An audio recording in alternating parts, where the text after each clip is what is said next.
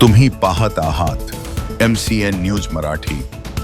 आपल्या 21 वर्षाच्या सेवा काळात 24 वेळा बदली झालेले आणि नव्यानेच ज्यांच्याकडे अन्न व औषध प्रशासनाच्या आयुक्तपदाची जबाबदारी देण्यात आली आहे असे प्रशासकीय अधिकारी तुकाराम मुंढे यांची यापुढे बदली करावयाची असल्यास त्यांच्याकडे महाराष्ट्र राज्याच्या गृह विभागातील महत्त्वाचे पद देण्याची मागणी राज्याचे माजी राज्यमंत्री सुबोध सावजी यांनी एका निवेदनाद्वारे देशाच्या राष्ट्रपतींकडे केली आहे।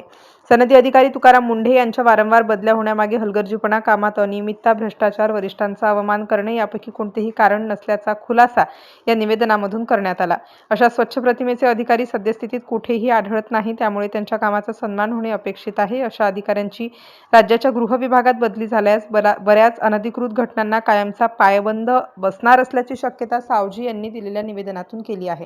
त्यामुळे या संदर्भात राष्ट्रपती महोदयांनी योग्य तो विचार करण्याची मागणी करण्यात आली आहे। MCN न्यूज मराठी करिता प्रमोद मिश्रा, मेहकर।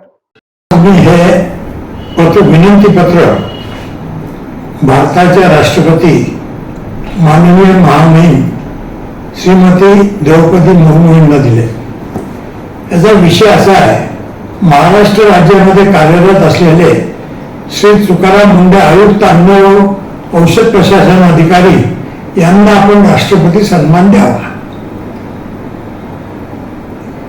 या मागणीच्या मागचा संदर्भ असा आहे, तुकाराम मुंढे यांच्या 21 वर्षाच्या कारकिर्दीत 24 ते 25 बदल्या झालेल्या या बदल्या त्यांच्यावर करप्शनचे चार्जेस नाही, त्यांनी कोणाचा अवमान केला नाही, त्यांनी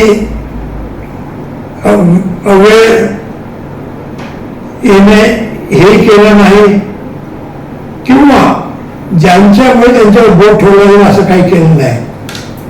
ते एक शिस्तप्रिय अधिकारी आहे, त्यांना भ्रष्टाचार चालत नाही आणि वरिष्ठांची मर्जी सांभाळून काहीतरी खोटं काम करणं हे त्यांना जमत नाही। म्हणून ज्या ज्या डिपार्टमेंटला ते गेले त्या त्या डिपार्टमेंटला जर त्यांच्याकडून भ्रष्टाचाराचं काम करून घ्यायचा प्रयत्न केला तर ते त्यांनी केलं नाही, म्हणून त्यांच्या बदल्या झाल्या। आज महाराष्ट्राला तुकाराम मुंढे सारखे अधिकारी आवश्यक आहे आणि म्हणून माननीय महामहिम द्रौपदी मुर्मू यांनी जर यांचा राष्ट्रपती बहुमान सन्मान केला तर देशात त्यातल्या त्यात महाराष्ट्रात अधिकाऱ्यांमध्ये एक चांगला संदेश जाईल की आपणही जर असं वागलो तर आपले मान सन्मान होऊ शकतो। तुकाराम मुंढे आणि मी कुठेही संबंध आलेला नाही।